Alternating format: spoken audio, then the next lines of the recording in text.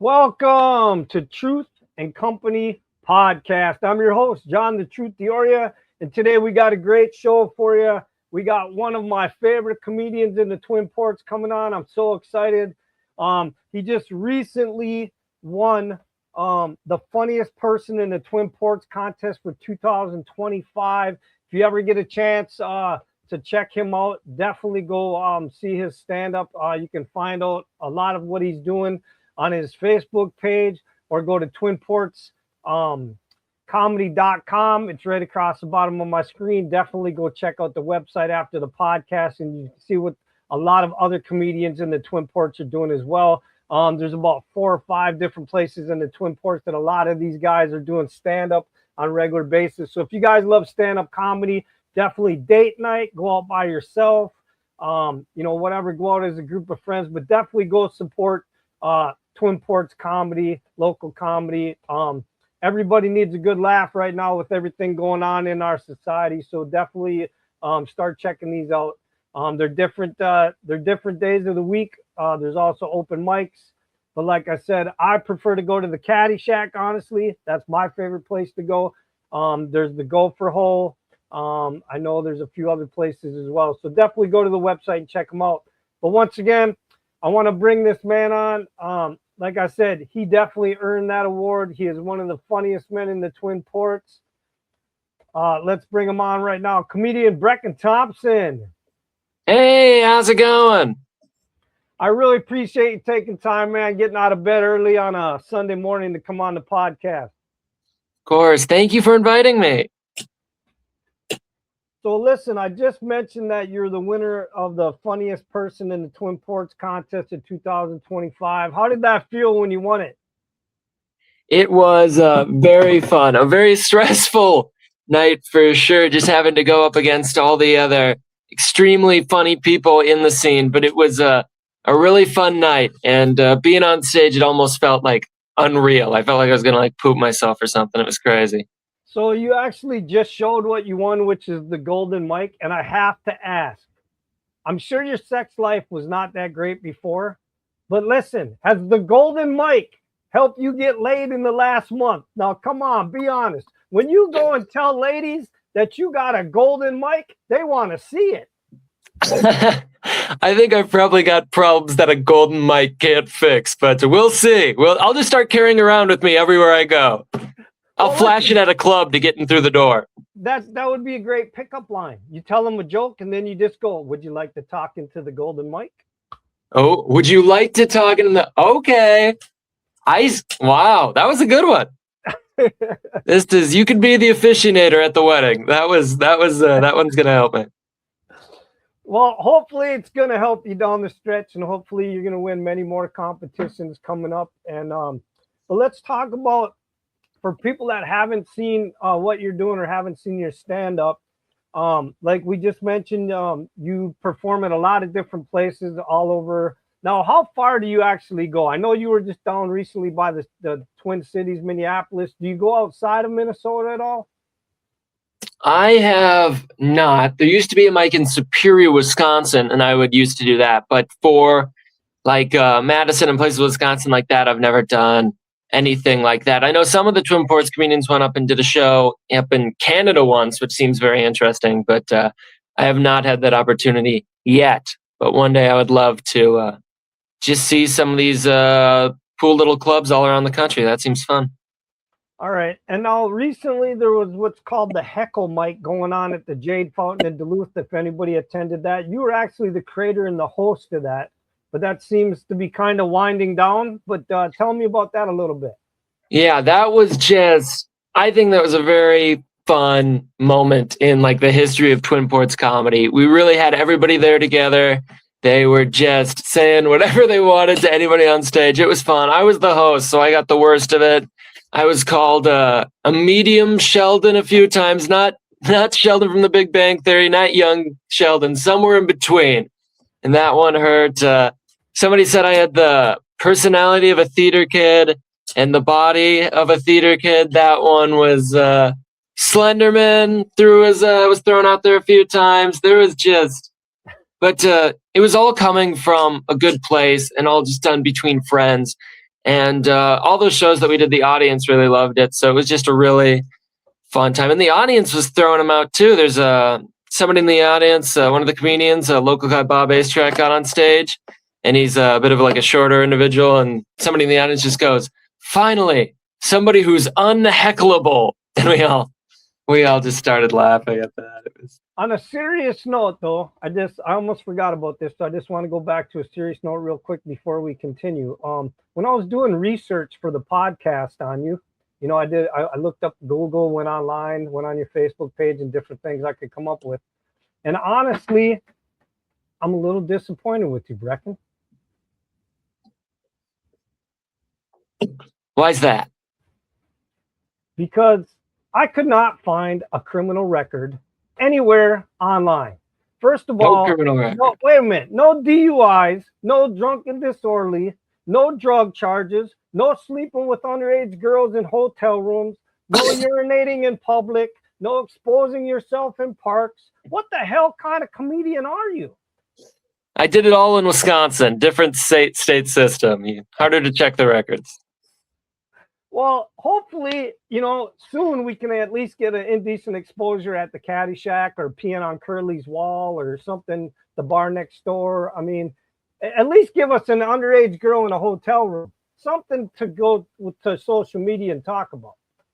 I think I'll leave that for some of my other comedians. I'm sure Pete Hanegraaff will step up and take the reins on that one, and I'm glad to let him do it. Yeah, I was shocked. I thought, you know what? A lot of comedians, they end up with records and like a lot of the different things I just mentioned. That's why I mentioned them, because other comedians, big name comedians, have had those issues, and I couldn't find anything on you. I'm working on it. It takes time. I haven't been disorderly enough, I suppose. It's something that I'll aspire to in 2026. I'll put that in my New Year's resolutions. I mean, even just exposing yourself in a park at least once. I can work. Probably not during winter. I don't want any photos getting out of something like that. But maybe in the summer, after taking some stimulants, we'll see. Okay. All right. So, do you do any impressions? I do some impressions. I can do like newscaster and such like that. I can do some other voices too. I can do Shaggy and Scooby Doo, like "Who likes Scoob?" Just fun stuff like that. That I people that I liked in my childhood, and I've watched enough. I can usually do some things like that. Now, recently, you guys, you and Bob, you mentioned Bob. Well, I shouldn't say recently. You guys started it over a year ago. It's a YouTube page, but now you're getting some more material back on the YouTube page. It's actually called Bob and Brekken, right? Mm-hmm. We're doing sketches, and we're going to try and do one a week for a full year. So we've done 2 now, and we're going to see if we can just do it. It's been a lot of fun. Yeah, I've actually seen the Elvin Behind the Music one, and I thought that was really great. I loved it. So it's just hanging out with Bob and shooting him is so much fun that it's just a good time. So let's back up a little bit. Why comedy? How did you get involved in the comedy? I don't know. I had it's something I always wanted to do. It was like something I grew up watching, like everybody else. I loved the old like Conan clips on YouTube, Jimmy Fallon Tonight Show clips, and just it was something that I fell in love with. And then when I moved up here to Duluth, to a bigger city, and there were mics available, I was like, you know what? Might as well check it out. I went on stage, and I've gone like every single week for over 2 years since then. It's just something that it's just so fun. And it's something that I enjoy doing. So you said you liked it like since. So when you were a kid, did you used to like try to do stand up in your living room for your parents or things like that?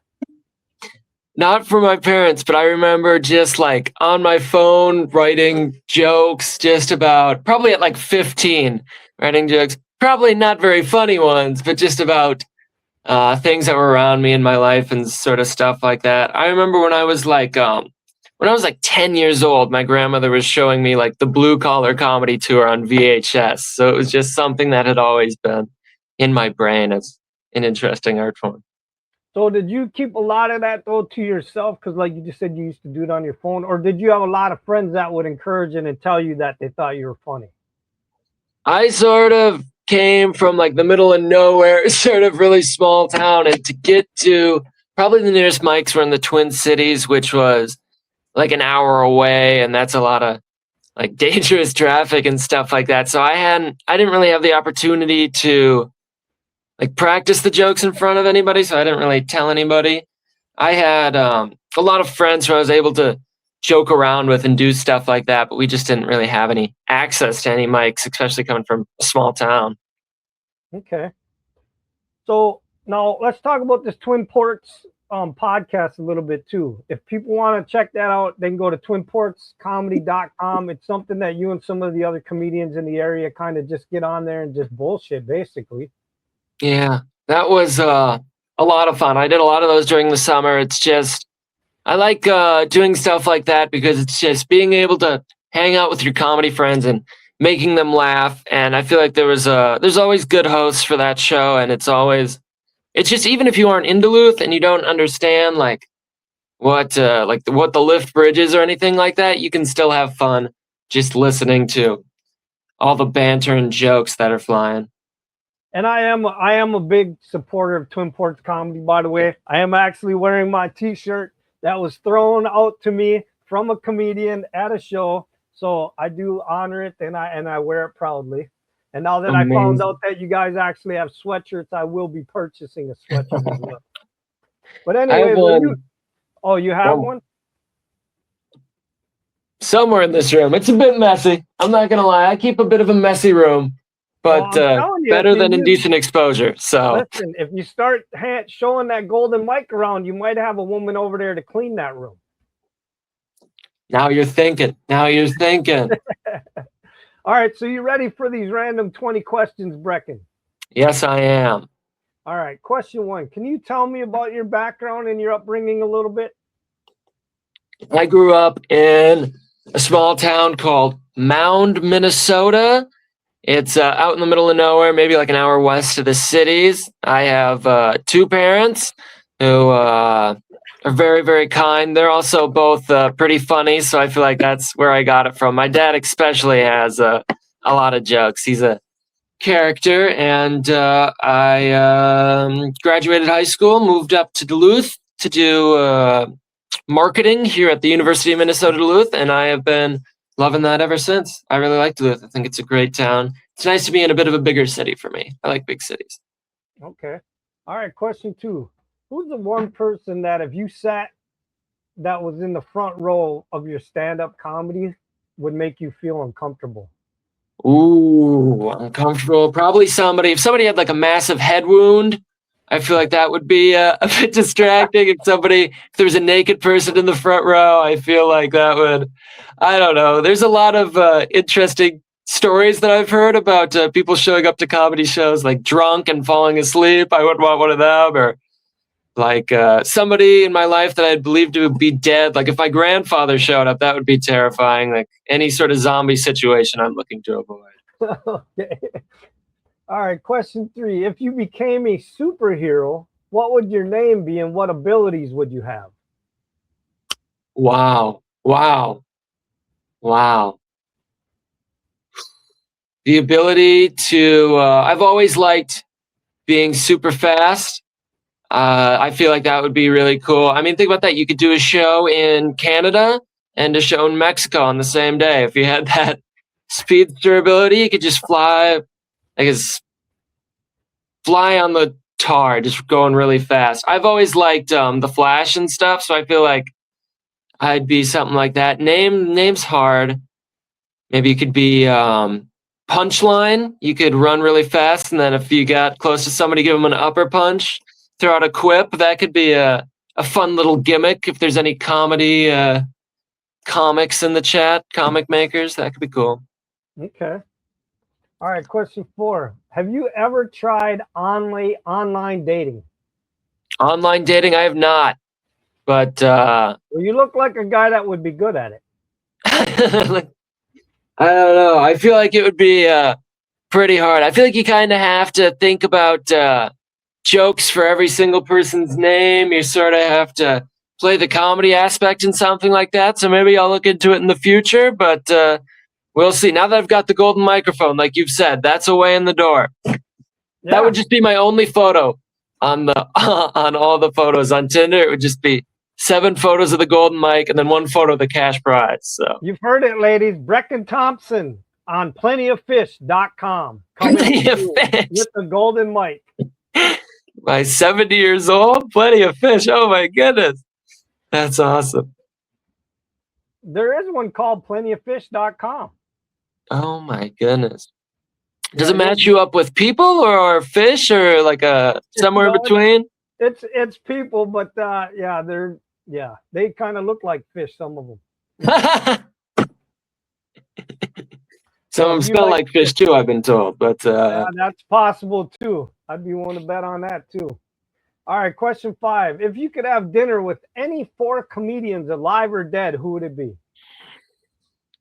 My sort of 4 top comics of all time, and I feel like they'd be great dinner guests. I'd go with Conan O'Brien, David Letterman, Norm Macdonald, and Don Rickles. I feel like that would be a very fun table, and I feel like they'd be able to keep the energy going. Lots of solid quips all around. I'd probably leave with like an hour of new material just from all this stuff that they would make fun of me for. Nice. All right, question 6. If you could hold any record in the Guinness Book of World Records, what record would you hold? Probably, if we're looking at this like an opportunity, probably most amount of money ever held by a person. I feel like that would be a good one. Richest person ever, not a bad one to have. Also, I'd want to be a good juggler. So pick one of those 2. Richest man in the world ever or most impressive juggling act. I feel like they're sort of both equally important in my life. So can you actually juggle? I would. I'm aspiring. I wish I can do it with the 1 ball now. I'm trying to work my way up to 2. We'll see how that goes. So once you get maybe 3 or 4, are you going to add that into your comedy act? I've seen a comedy juggler. There used to be a Duluth comedy juggler. It was an interesting thing. He'd play on his phone. He'd play songs. He'd play like Kenny Jogging's Danger Zone, and he'd juggle glow-in-the-dark balls. And it was sometimes it worked. Sometimes he'd drop all of the balls and stare at us like it was our fault. It was an interesting character. All right, question 7. If comedy was illegal, what crime would your jokes get you charged with? Comedy was illegal. Probably, like you said, I've been trying to go for an indecent exposure record soon, so I'll probably write some jokes where I don't know, clothes are flying. You got your shirt that way. I feel like you got to go with something like that. Indecent exposure. I feel like that's a good if comedy was illegal. That's something to aspire to as well in the Big 26. Okay. Question 8. If you were offered a lot of money to star in a porn movie with one of the Muppets, which one would you choose and why? One of the Muppets. Wow. I feel like Miss Piggy, the obvious choice here. I feel like I've put some thought into this outside of the podcast. This is just something that I think about on the daily. But Miss Piggy's the obvious choice. I'd go with just a bit of a sleeper pick. The female band member of the band, the blonde one. I feel like she was always just a very laid-back, chill person. I'd go with her. I don't know her name at the moment. I feel like... but I know she's part of that group, the instrumental. Band with Animal or the other band? Yeah, the band with Animal. There's Dr. Teeth. There's a guy who plays saxophone, and there's the blonde Muppet. She would be my pick. Okay, well, you wouldn't need to know her name if it was a porn anyways. Yeah. You sound like you have some experience working on some of those sets. What? What's up with that, huh? A whole different podcast. Okay. All right, question 9. If you caught someone robbing your house, what would you do? I would, I'd like to imagine that I'd fight.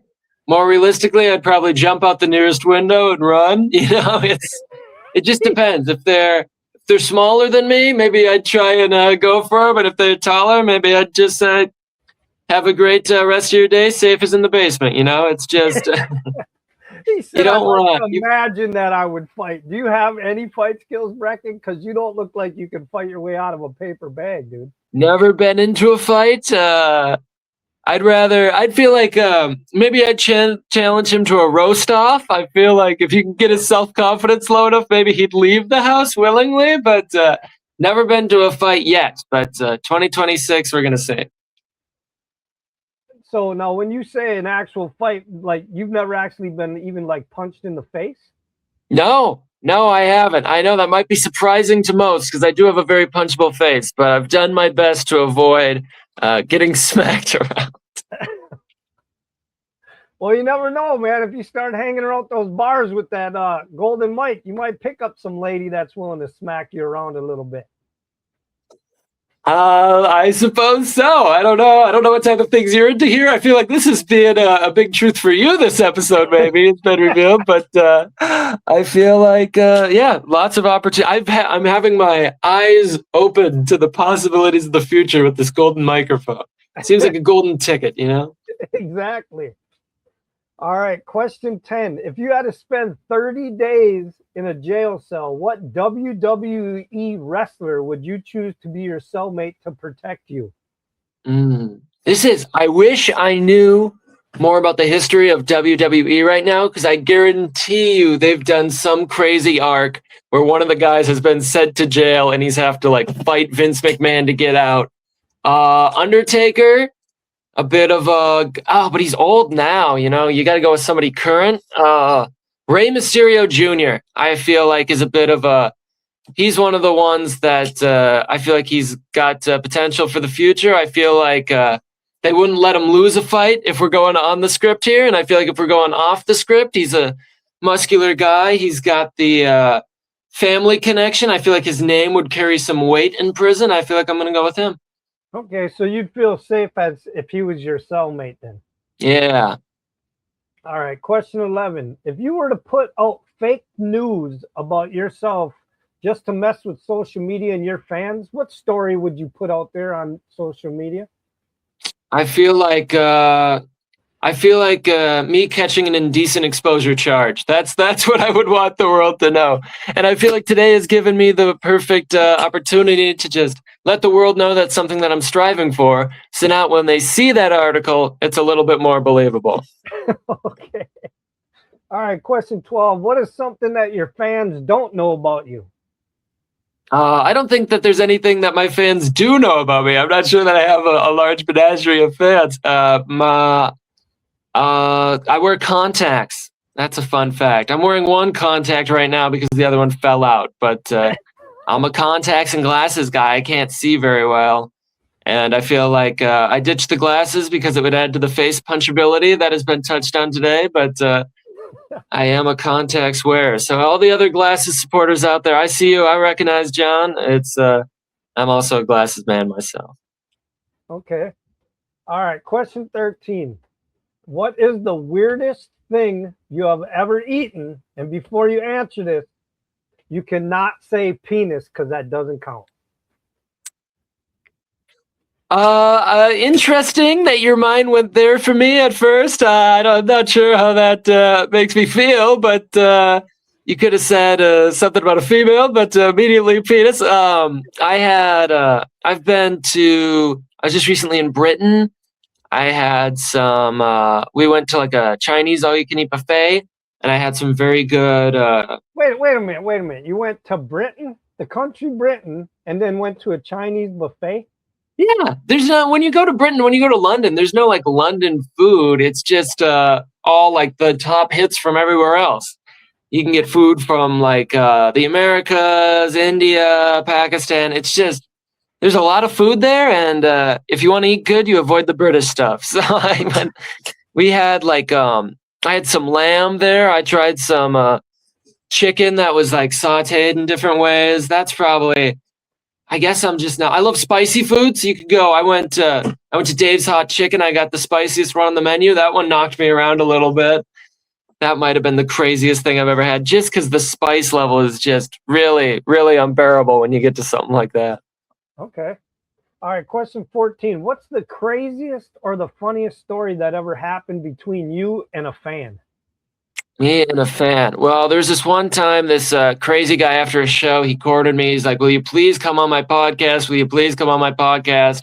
I have this giant hat. It'll be a hit, believe me." So I feel like it would be that. I'm All kidding. right. That sounds I'm like a kidding. fucking asshole, really. Oh my goodness. He bothered you that many times? No, I'm just kidding. The joke was about you and the hat. No, I'm aware of it. I was going with it. I know. No, I'm excited to be here. You're always coming out and supporting the mic, so I'm glad to give back to a comedy supporter. And I just want to be the sort of normal one to prepare your viewers before Pete Handegraff comes in and blows everything up. So I feel like it's nice to have a bit of a cushion here. Have you, now I know, like you said, you've only been doing this a few years, but have you had any weird interactions with fans? Not really. I haven't even had like a drunk heckler. I feel like, I don't know, when I'm on stage, I'm a bit of a louder talking person, so it sort of tunes out anything crazy. I've had like people come up and talk to me after the show, but no crazies yet. I feel like after the indecent exposure charge, maybe that will start to happen for me, but as of right now, not even any drunken women trying to take you home? Not yet, but now with the golden microphone that I'm going to be bringing everywhere, we'll see. We'll see if I can arrange that. Nice. Okay. All right. Question 15. If you died and were reincarnated as an animal, what animal would you want to come back as?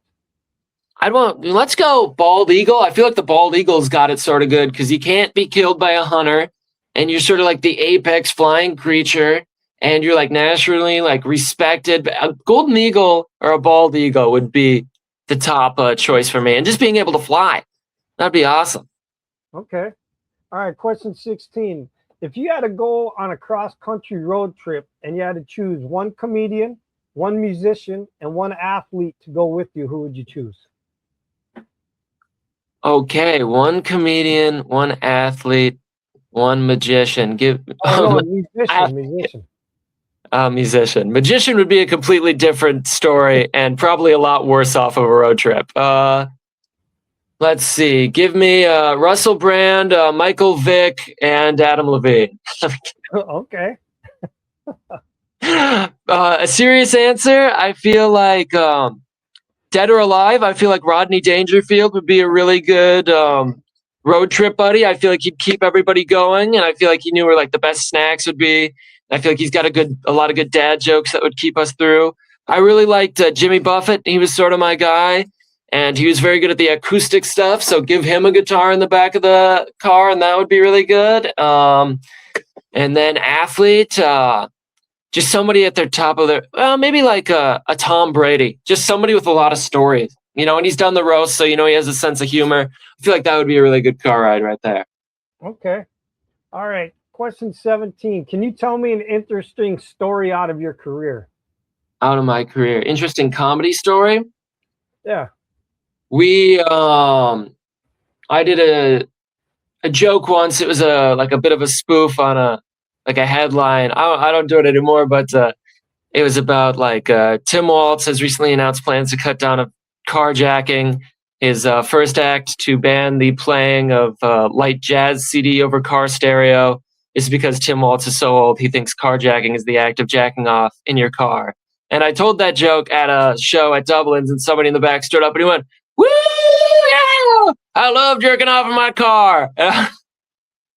I was just taken aback that somebody would openly admit in like a room of 60 to 70 people that, and I just went to, God, I hope that guy's not an Uber driver. And that was one of my favorite comedy stories from just performing live. Okay. All right. Question 18. If you were on death row, now not death row records, actual prison death row, what would be your last flow? You never know. What would be your last meal? Last meal? Oh, I really like, if we're going maybe just an American cheeseburger, milkshake, throwing some fries there. I feel like if you're going out, you want something familiar, you want a classic. Maybe you go for the steak. Maybe you go for the fancy steak as well. I could see that play, but just I know an Oreo McFlurry is in there for me for sure. That's non-negotiable. If that's not happening, I'm not even gonna die. I'm just gonna find a way to stay alive. I need the Oreo McFlurry. Okay. All right, question 19. If you could have a conversation with one person from history, who would it be? I feel like, oh my goodness, somebody interesting. Like, there's two ways. I feel like it would be really interesting to talk to a lot of the comedy people who have passed on, but also if we're going like history, I feel like George Washington or somebody like that, just somebody who's like seen it all, like, and knows a lot of information. Abraham Lincoln as well. I feel like a very kind person. He would be somebody really interesting to talk about and just learn more about his times and stuff that was going on back then, you know? Okay. All right. Question 20. Last question. If you could live as a person of a different race for 30 days, what race would you choose and why? Interesting. I feel like I'm Norwegian now. I have a lot of family members who are Irish. I'd like to go that route because I feel like it would really help me advance my drinking capabilities. I feel like there's also, I have a little bit of the red hair going on now, but to be full ginger, I feel like that would be a draw for comedy shows. So I'm feeling like Irish would be the way to go for me. Yeah, but that's not race, though. I'd go. This is hard. This is like you're wanting to make this the first and last podcast I do before I'm sent to jail here. Hey, you said you got a punchable face. You might get punched after this question at your next comedy stand-up. I might get punched. I know. What's a group of people very far away so that I'm not worried that they're gonna come after me? I'd go for. How about Asian? They're small. We go for Asian because they're on the other side of the world, and if they had a problem with that, it would take them a long time to get here and punch me. So we're gonna go with those guys. And you like Chinese food? I do. There's a lot of good food over there. Lots of good worldly food that I feel like people should get out and try. You know. So if you were Asian for 30 days, you'd be okay with eating all the same food. So. Yeah, and I feel like just because you're Asian doesn't mean you have to eat all that stuff. You can still eat a cheeseburger, John. I know, but I'm just saying that you like Chinese food, so yeah, it would be it'd be pretty fun. I don't know if that's something that I'll actively pursue, but maybe I'll talk to some scientists. We'll see if we can make it happen. All right. Well, listen, I know that people that haven't seen your comedy yet, you kind of are all over the place with your comedy, but you like to end with a newscast. And now I don't know if anybody's ever brought this up to you before. I'm sure they have. I brought it up to you before. And I think when you do the newscast, that it kind of gives you a little bit of personality of Jim Carrey. Do you agree with that? Jim Carrey. I feel like Jim Carrey's been a big one that I've been compared to a lot. I feel like just mostly because of tall, skinny white guy in the face. I've been told that I have a pretty similar facial structure to Jim, but I could see that. I could definitely see that. He's been a major inspiration for me along my comedy career. Well, would you mind, before we end the podcast, just kind of giving people a small example of your newscaster? Alrighty. Yeah, I can do a bit of a newscaster joke that I have about this podcast here. So we'll see how that goes. Today, comedian Brekken Thompson appeared on the Truth in Company podcast. The podcast is named after the fact that all of its viewers have a Truth Social account.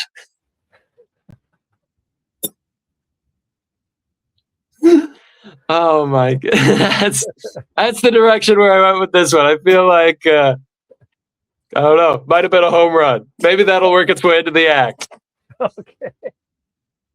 Well, listen, you got anything to say to your fans or where you're going to be next before we end the podcast? I'll be just come out to the local open mics Tuesday at the Jade Fountain at 8, Wednesday at the Caddy Shacks whenever they decide they want to do that, and Thursdays at Dublin Brew Pub at 8 p.m. There's a lot of good local comics around here, and just come out and support local comedy, please. We need people. We can't do it for ourselves. It'd be very sad. And one last thing, if there's somebody out there listening that's scared to get up on a local mic or open mic, what advice do you have for them real quick, just to get them out there? I'd say just do it. And if it doesn't go well, nobody's going to remember. I mean, we've seen, if you've been doing it for long enough, you've seen like 200 people just try it once. And as long as you're not like some horrible, evil person who's like starting fights on stage and battling the crowd members, if it doesn't go well, you can just go your separate way and we'll all forget about you in the best way possible. You know? All right. There's a bit of anonymity. With that, the truth has spoken. Thanks again, Brekken. Thank you too. It was very nice talking to you.